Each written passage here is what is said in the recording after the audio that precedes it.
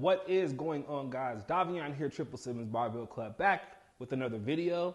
I have been missing in action for about a month to a month and a half right now. I've been very busy. My birthday passed. We recently moved. I had some vacation plans, so it's been a little bit hard for me to kind of record these videos. And to be honest, training did take a little bit of a back seat.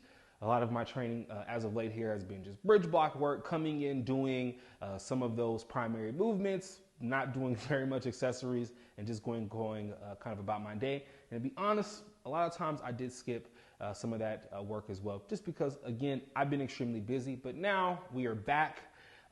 Very excited for my next meet, but we'll talk about that in my next training log.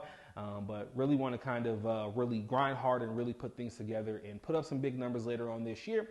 But that is not what this video was about. This video was about another update to the Evolved AI powerlifting application, and that is an update for the addition of nutrition tracking within the application as well. So I saw this pop up on Instagram a couple of days ago, and I believe the Evolve team posted a video on YouTube a couple of days ago to kind of go over it as well. And once again, I already feel Evolve AI is one of the best overall values in training. And now, you know, you're going to actually have nutrition tracking in this application as well. And I wanted to kind of go through the initial setup process and give you guys some of my kind of initial thoughts on the app as well. Now, just to let you know, I did go ahead and set this app up already. So I'm going to go through modified nutrition plan. I just wanted to kind of get an idea, see what it looked like before recording the video to kind of gather some of my thoughts. But we'll go ahead and go through a setup process here. So the first page that you're going to see is going to be what your current weight is. Currently, I am 275. We'll click next.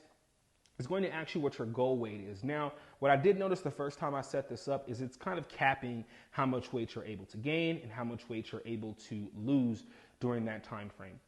What I believe is happening here is it's tying it to whatever your current training cycle is. So let's say, for instance, if you're lifting and you have 20 weeks until your next meet or your next test date, it's kind of trying to lock in your overall how much you're trying to gain and how much you're trying to weigh, and kind of plan that along the path of your overall meet as well. So because my overall long-term weight goal is lower than what the app is letting me set right now, I'm going to go ahead and set it at 245 because I am about 32 weeks out from my next competition. So that'll be, you know, kind of a nice amount of a nice pace that I'll be able to lose without it having too much of an effect on my overall lift. So I'll go ahead and set it at 242.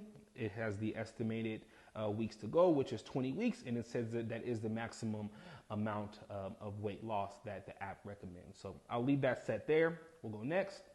And now it's going to give me kind of my protein goal. So this is grams per pound of overall body weight.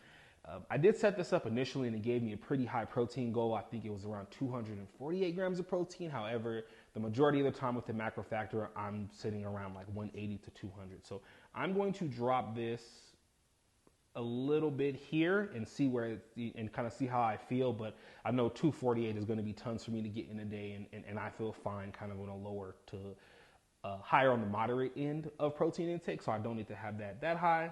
I'll go ahead and click next. And now it's going to say, how fast do you want to lose the weight? So 1.5 pounds is kind of a nice middle of the road for me. And when I was losing this previously, I didn't really feel any sort of adverse effects in my overall kind of performance within the gym. So I'll leave it at 1.5. It does set it to aggressive here. Now for my estimated targets, it says 20.6 weeks to go. It's going to give me an estimated completion date, as well as how much I should be losing per week, per month, and my daily overall calories. Now, one thing that I do want to say here that was kind of weird to me initially was the amount of calories it's giving me.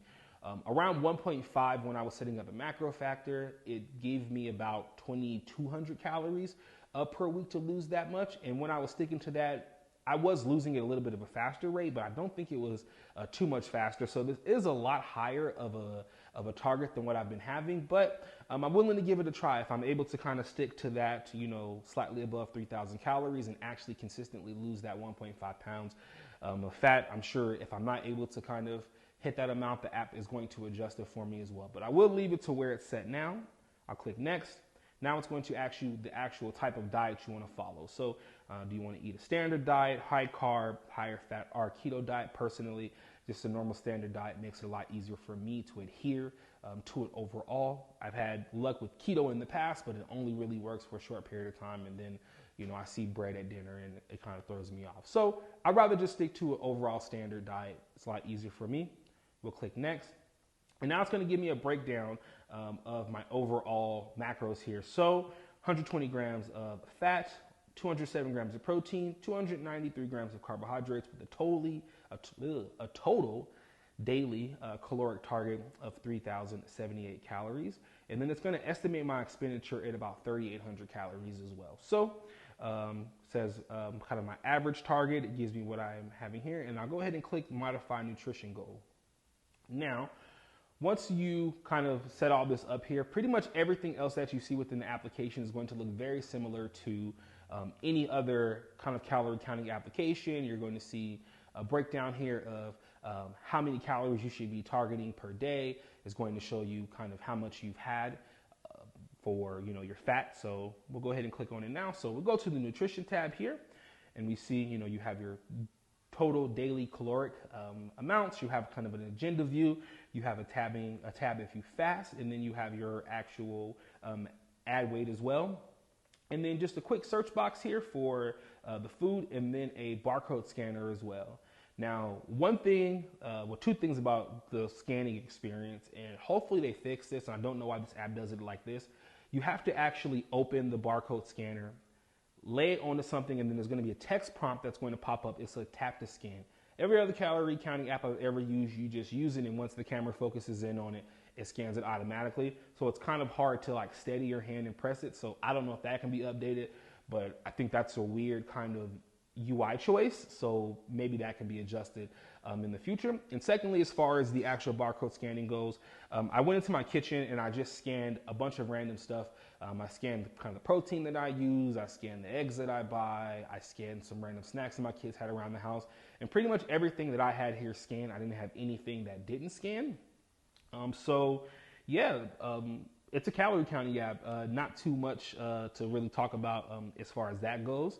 But once again, I think the Evolve AI team, they continue to add new features to the application as well. And, you know, while there may be other applications out there like MacroFactor that has a lot more other features that are built in, or even something like MyFitnessPal that's been around for a million years, you know, you have to pay for MacroFactor. MyFitnessPal is kind of a mess with ads unless you pay for the advertisements as well. So if you're able to get the majority of that within the app, and I'm sure there's probably some magic going on in the background as well, as far as kind of looking at your training and your nutrition, and maybe it can kind of help either of those out a little bit more. But overall, that's all I really want to talk about today, is give you guys just a kind of a quick peek at what to expect in the application as well.